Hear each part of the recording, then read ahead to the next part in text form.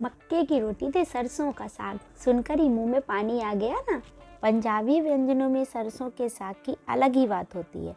पौष्टिक होने के साथ ही स्वाद से भरपूर साग को यदि पंजाब के परंपरागत तरीके से बनाया जाए तो सर्दियाँ आप इसे खाकर वाह कर उठेंगे। आज हम पंजाबी स्टाइल में सरसों के साग की रेसिपी आपसे शेयर कर रहे हैं।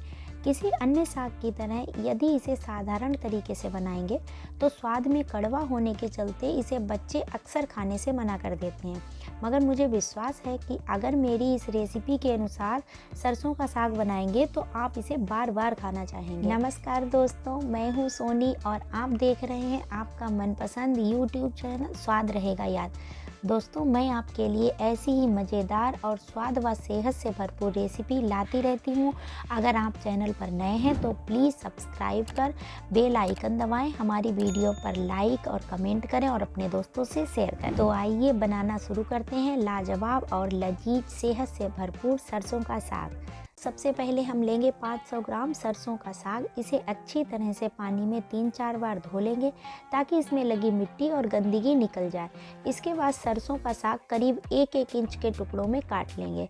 इसके साथ ही करीब 150 ग्राम बथुआ लेंगे, जिसे भी हम धोकर साफ कर लेंगे। दोस्तों, ध्यान रहे कि साग जितना ही साइज में छोटा होता है उसमें गंदगी और मिट्टी के चांस उतने ही ज़्यादा होते हैं, इसलिए बथुए को सावधानी पूर्वक धोकर साफ कर लेंगे। इसके बाद हम लेंगे मीडियम साइज की 4 शलजम, करीब 100 ग्राम वजन की 1 गाजर। शलजम और गाजर को भी हम साफ करके 1-1 इंच के टुकड़ों में काट लेंगे।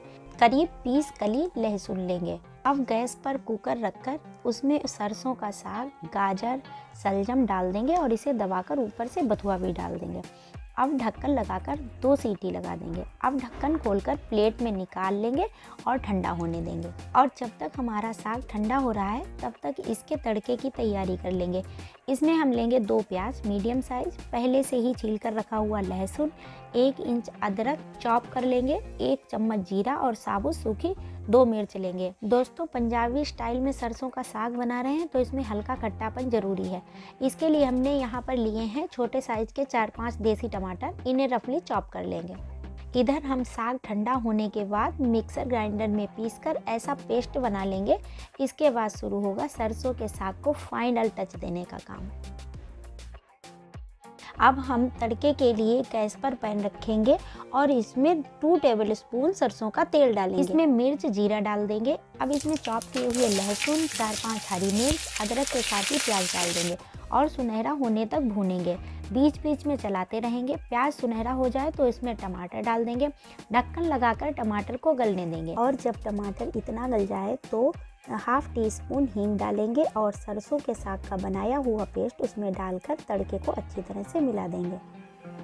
अब सरसों का साग खाने के लिए रेडी है। इसे हरे धनिये से गार्निश करके मक्का, बाजरा की रोटी या मिस्सी रोटी के साथ खा सकते हैं। सादा रोटी के साथ भी यह साग मज़ेदार लगेगा। तो दोस्तों, कैसी लगी हमारी रेसिपी हमें कमेंट करके ज़रूर बताइएगा। वीडियो को लाइक और शेयर करिए और हमारे चैनल पर नए हैं तो सब्सक्राइब कर बेल आइकन दबाना ना भूलें। इसी के साथ मैं लेती हूँ आपसे विदा। फिर से किसी नई रेसिपी के साथ मिलूँगी, तब तक के लिए नमस्कार।